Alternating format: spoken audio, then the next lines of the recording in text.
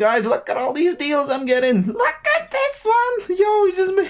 Yo, what's up guys, welcome back to my channel. So today guys, I'm going to share with you guys a video on how I'm making my MT. So how I'm making my MT is pretty simple. It does involve sniping, but it's not the kind of sniping you're thinking of where you try and snipe certain pink diamonds, put 100k, and then try and sell them on a bid. So what we're doing is we are sniping silver cards. Now this has two different benefits to it. One, obviously you can make quite a lot of MT out of doing it, and number two, you can fill up your collection. So if you're looking to actually bolster your collection and get a lot of the cards, that's what I've been doing quite a bit. Obviously most of these silvers I didn't have until I started doing this, but now I actually have most of the silvers in the game.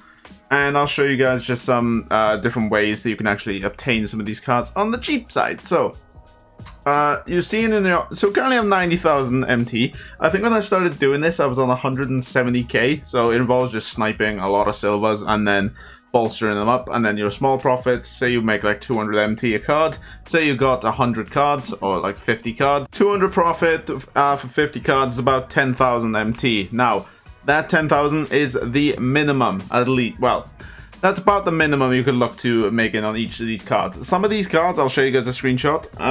I picked up for like 800 MT. I could sell that card for like 4k.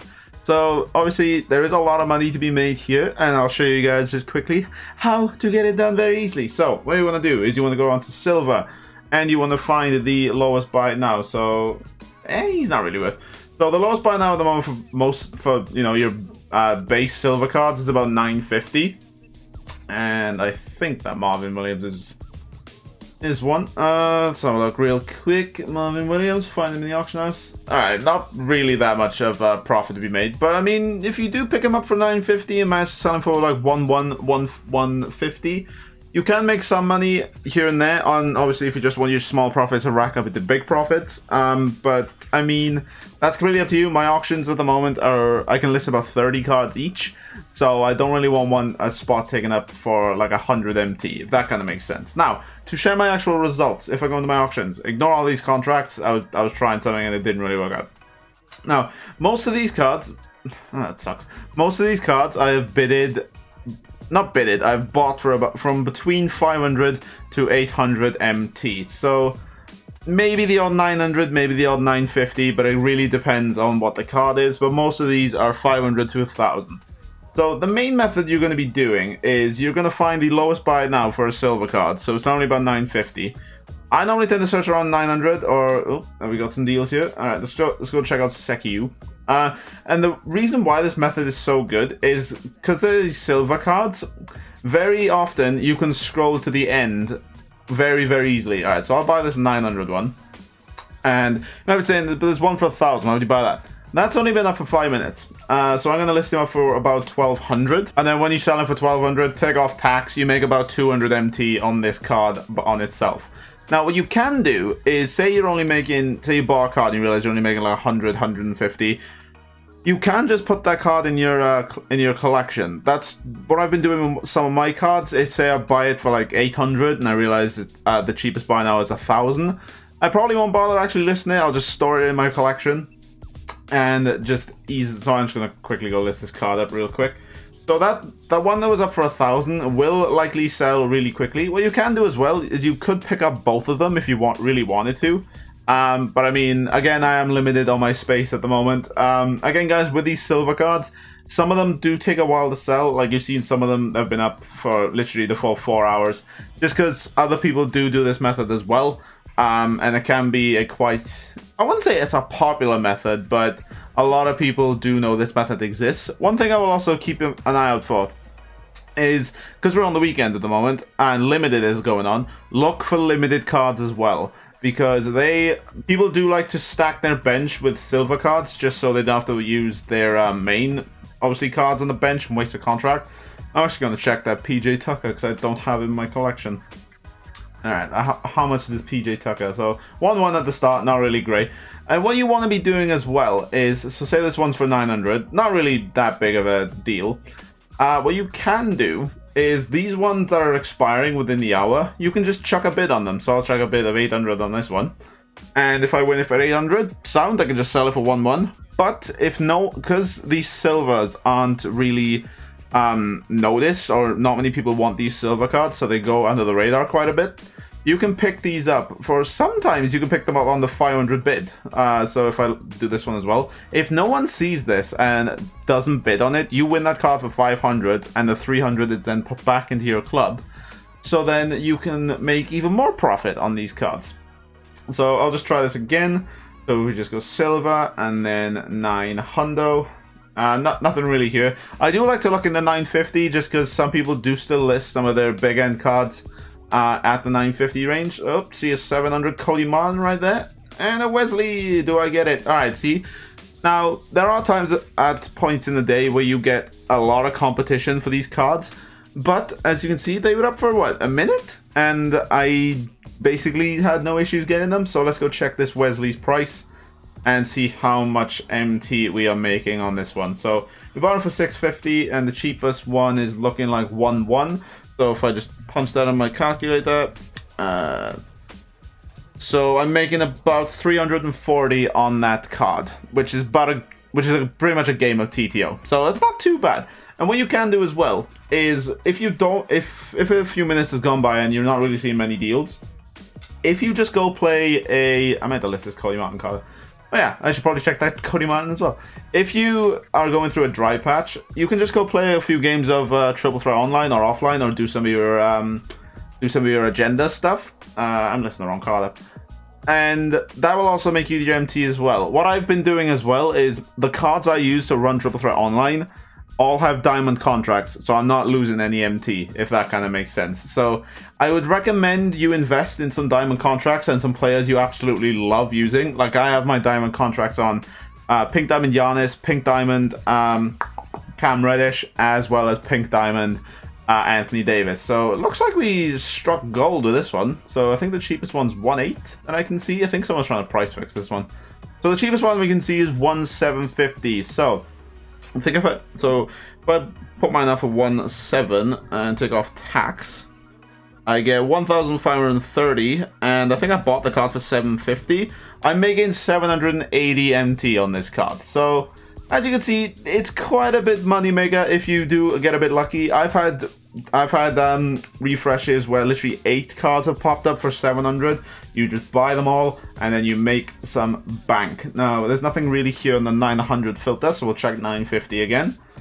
And again guys, if you want to use this to bolster your collection, there's not really anything in at the moment. So while I'm doing this, I'm just going to redeem most of my auctions, just because I've been keeping them here until I made this video, just so obviously you guys can see me redeeming them to show that I am doing it, and it is making me, look at that, 2,250. I think I picked them up for 800, so some decent profit on that card. 1.7 there. There's probably a few more under here as well. These 1,000 ones, I've probably bought them for 750 as well, so I think that's about 150 MT on that card profit. But again, you're buying a lot of cards. Like my auction is generally quite full, and what I tend to do is I get my auctions full and then I buy maybe a few more cards just so they're ready to be listed up, and then I'll go do some of my agenda stuff. Alright, we got a 700 right here. Let's go. Cardwell Pope and Jeff Green. We lose out on the Jeff Green. So as you can see, he has a limited ring around him.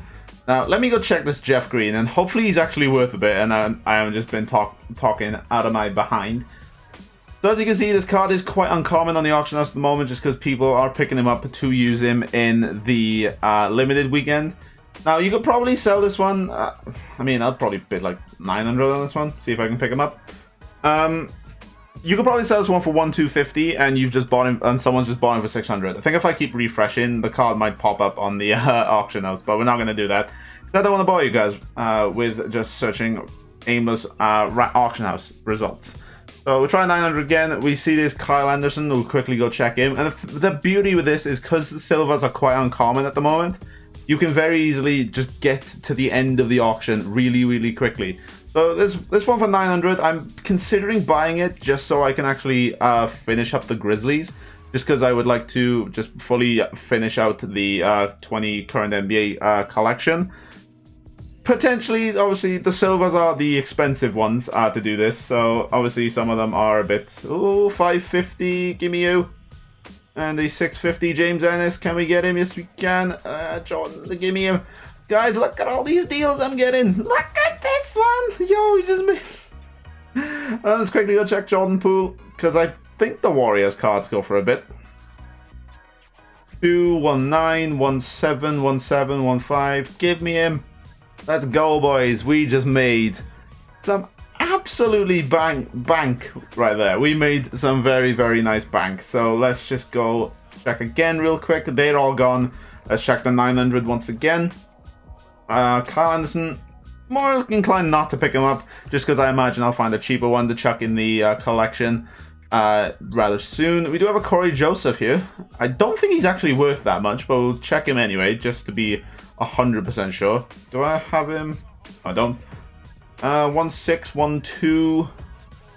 There's one for 150 as well.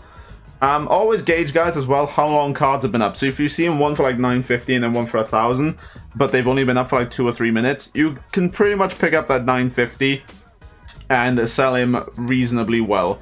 Now, if your cards don't sell, normally in the 4 hours, the auction house seems to like just do an absolute 180. So some of the time it's happened to me. Say I list a card for 1.2, it hasn't sold, I've come back, the cheapest down on the auction house is 1.8. So then you can sell it for 1.7. So stuff like that does happen. Jonte, I mean, we'll go check him. I don't think he's worth that much, but we will give him a go. 2.9. This one, he's not really worth anything, unfortunately. But this would be a one that I'd consider if I didn't already have him, buying him and then putting him in my collection. This would be one where I consider doing that.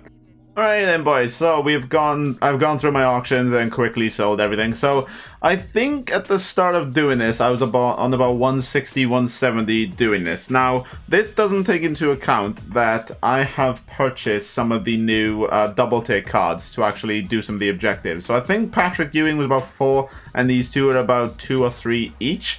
So did I say 4? I think I bought it for like 6k. So if you take like 12k off my thing as well, so we still have obviously 22 now cards to sell, and we have all of these. I think of doing this, I made about 30,000 MT, which is kind of nice, and that's just me picking up the cards. I haven't been fully trying to actually play the game as religiously as I would like to, if that kind of makes sense.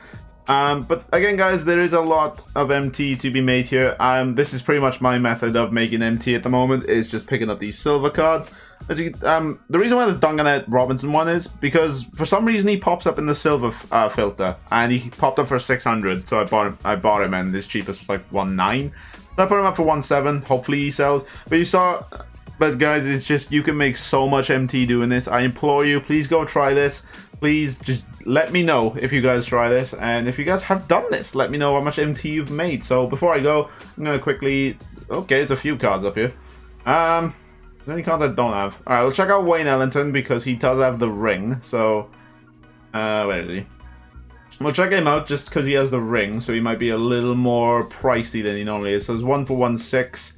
So cheapest one's 1.6, so we'll buy him and list him up for, well, the cheapest is 1.650. We'll pick him up and list him for 1.6 flat, making a nice, you know, what, 400-500 MT on that one. And again, guys, what I tend to do is I list until my auction house is full, as well as have a few cards ready in my auctions to sell, and then just go do some agenda stuff, make some MT, actually playing the game as well, just because it all adds up. It all adds up. So guys, that's it for the video. If you guys have found this video helpful, please drop a like on the video. It helps me out a ton, and it helps me out more than you guys may think. And if you guys have done this method, please comment down below how much MT you've made, and if you're going to try this method. So that's it for the video, guys. See you guys later. Take care, and peace.